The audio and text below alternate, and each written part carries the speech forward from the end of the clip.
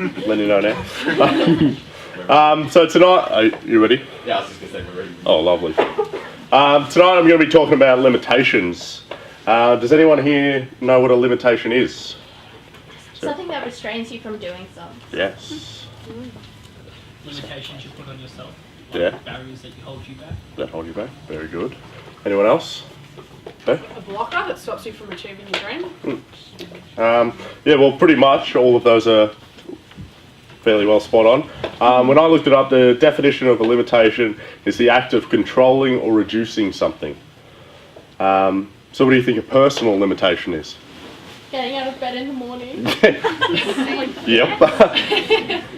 It is the act of controlling or reducing yourself. When I thought about that and read it, I found it quite confronting actually. The limitations aren't just an edge, they aren't a line that we can't cross. They're things that we control, things that we reduce ourselves to in order to remain safe and comfortable. When you think of a personal limitation, what is the first thing that pops into your mind? I've already told you. Yeah. Obviously getting out of bed in the morning, Tamsin. Comfort zone. Comfort zone, yeah. Motivation. Okay. Yep, Mitch. Fear. Fear, yes. It could be, do you ever stop yourself from trying something new? Do you ever pass up opportunities thinking you're not capable? These are all examples of limitations. When I think about limitations, I think about two factors. Becca already said one, fear, and doubt. When I look at my own personal limitations, I see the fact that I allow my own fears to prevent me doing things that could help me grow as a person. I find myself doubting certain ways because it might not, I find myself doubting whether or not I should do something or act a certain way because it might not impress any friends or it might not make my boss happy. It's interesting, ever since I started writing this essay, I've become more aware of the limitations I set on myself every single day without even realising it. I limit things that I say or ideas I have out of fear that those around me will disagree or say it's crap. I hold back my emotions and pretend like everything is fine because that's how a bloke is supposed to be. Tough. When I look at just those two little limitations, I see quick, easy fixes. Yet I don't. I just let them be. Can anyone tell me any way for me to overcome these limitations? Trying? That's, as you might have said that out of just a guess, you're pretty well spot on. Hayley? Mindset. Mindset. Down the back there. Motivate. Motivate. Stop caring about what others think of you. Yeah, exactly. Beth? Ask for help. Yeah. For me, the two quick, easy fixes that I thought were just say how I feel. Just, speak my mind, share my ideas out. Why let someone else's judgment be the reason that I don't share, the reason that I don't open up and, allow my emotions to be suppressed. Lost where I'm at, sorry.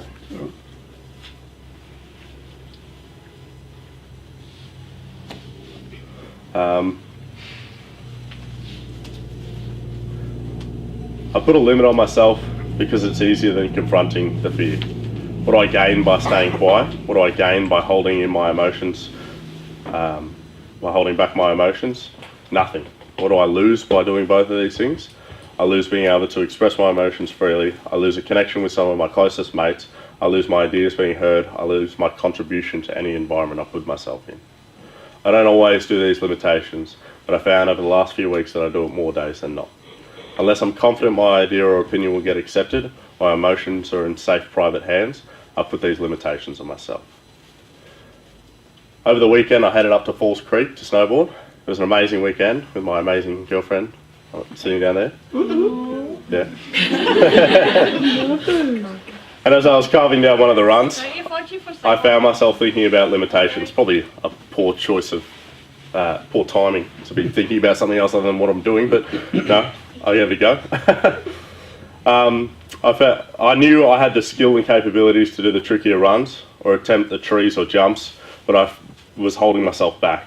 I took the easier way around sometimes, and although it was still enjoyable, I felt discontented. So I went back and I pushed myself through the mental limitation. I could do this. Even if I couldn't, I was going to try, because that's where growth in myself and my skills come from. I didn't die or get injured, and I actually had an even better time, so I was glad I pushed through the hindrance I put on myself. There are countless types of limitations, but tonight I'm only going to talk about 2 types. Personal limitations, which we were just speaking about, and social limitations. A perfect example for a social limitation is one we had in the game tonight, where you were relying on a team of people to behave or coordinate in a certain way. How did those that play the game find it? Was it challenging, hard, easy? Why? It was good. It was good. We communicated really well. If I knew what coordination was. It was hard once you were out Challenging because you and couldn't playing with each hear what the other. other people were saying. Yeah, so when you had a rhythm it was easy, but when you were out of rhythm it was hard. Yeah. Interesting. When you need to rely on other people, it requires a good, clear communication. Otherwise, you'll not function as a team and only hold each other back. It requires everyone to have the same dedication and perseverance. The same goes for any social environment. A general household where everyone needs to pull their weight in order to keep keeping it clean and tidy, and then communicate things such as the bins need to go out, or we are out of toilet paper. Simple things like that, that if they aren't done, limit how well a household will function, and often lead to confrontations, as I'm sure we're all well aware. But it carries across more than that. It may be a work environment or a group of mates where not everyone is contributing. It limits the group, or a team as a whole, or the team as a whole. It creates cracks and undermines friendships. It prevents you from effectively doing your work or creating deep and meaningful friendships. But if everyone pushes past what limits they set on themselves, if they work together, they can become far greater than any of them could become on their own. They build connections between themselves that will last a lifetime and overcome any obstacle rather than facing it on their own. But not every limitation is bad. I'm an electrician, it's probably most of you. Bless you. I work with electricity every day, obviously, and I see the benefits and the dangers of it. Now, I brought in a device with me tonight. It's known as a residual current device, also known as a RCD, or more commonly known for those that have them in their house, a safety switch. Simple little device, just flicks on and off. Not much to it. But this little device is designed purely to save people's lives. It monitors the electrical current flowing through a cable, and when it detects a leak, it stops the flow. When someone comes into contact with a live end, it limits the damage that could be done to them. This is a good limitation, obviously. This, like so many other limitations we set in our mind to prevent ourselves from dangers, are a good thing. They are what keep us alive and away from danger and harmful activities. Life is full of our own mental restrictions, our own limitations to control us and reduce us. Sometimes we have to fight to overcome them ourselves or find ways around them, and other times we have people there fighting them beside us. It's easy to let your own limitations define you, to stay in a safe and comfortable zone, but if you want to live, if you want your life to change, if you want to become all you can, then you've got to overcome your limits. Find ways around them and find people to help you fight them. Focus on what makes you happy in life. Allow yourself to push past your limitations and try new and different things. Don't let your fear and doubt hold you back. It's your life, and you've got to make it what you want it to be. When you go into your packs tonight, I want you to take a minute to look at what limitations you're putting on yourself or the people around you, and to make a plan to overcome just one of those limitations this week. And if you've got one thing out of tonight, it's that we all have the ability to overcome our limits and choose what kind of life we want to have. And you've got to decide that for yourself. So, that's all I've got.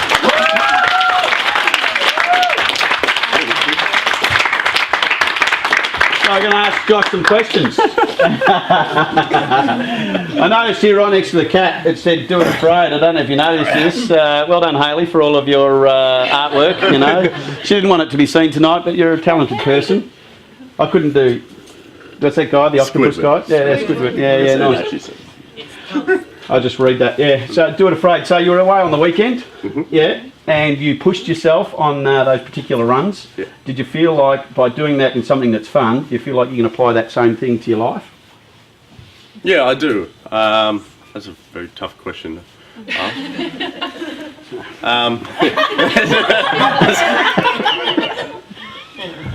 I guess it was the fact that, you know, I knew I was capable, or that it didn't matter whether or not I was capable, because if I just tried something different, stood up in front of all these people and started speaking, that it wouldn't make a difference whether or not I thought I was capable. The fact that I did it makes the difference in my own life. It helps me change as a person. So the next time that I do something, the next time I stand up in front of people, I'm not going to be as afraid. I'm not going to hold myself back as much. Yeah, that's cool.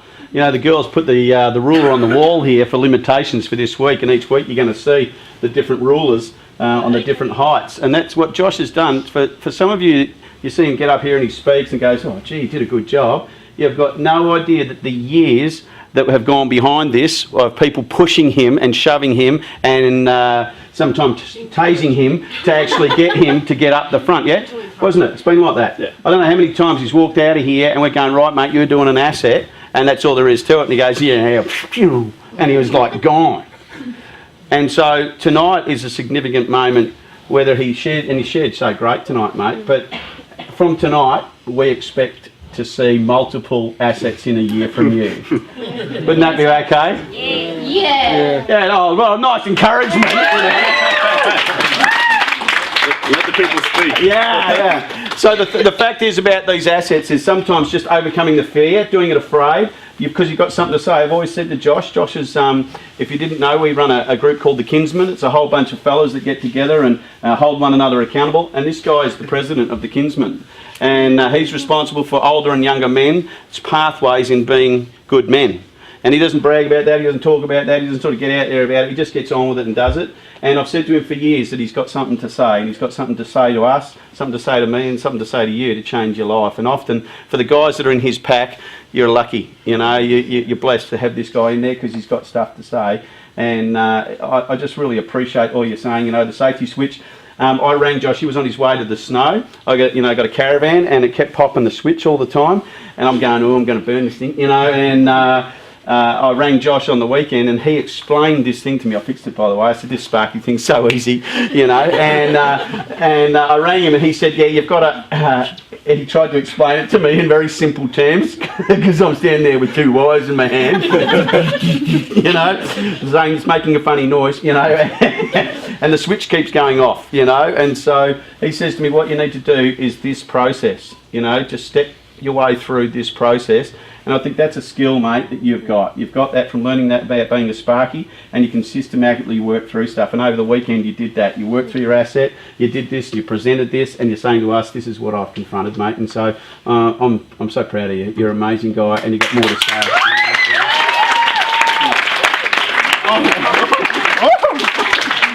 Did you have a question, Becca? I do have a question. Now that you've overcome a personal limitation to actually be able to get up and speak about it, if there was anyone sitting in this room tonight that felt like they were allowing their limitations in their mind to stop them, what would your advice be? Do it afraid. I don't think there's any other way of putting it about, any other way of saying it, is that it doesn't matter. I put it off for 4 years, 5 years now, and I can tell you now, I'm still just as afraid standing here now than I was 4 years ago. So it's made no difference over time by not doing it. I think it's as simple as that. You just have to decide for yourself that you're not going to let that fear stop you. You're not going to, settle for less, and take that opportunity when it passes up to you. Yeah, good stuff. So, you want them to talk about a limitation in their pack. Is that what you're saying? Mm-hmm. Right. So if you've got a limitation, you've got to take a risk tonight, because you could have come in here with limitations, and you could also walk out of here with exactly the same limitation. So in your packs tonight, don't take up the whole pack time, right? And just all be about you, right? Because remember, there's more of you. Love you. All right. But just share in your pack tonight a limitation that you have that you think I would like some help with that. Take a risk. Do it afraid. Yeah. Where are we going tonight in packs? We know where we're going.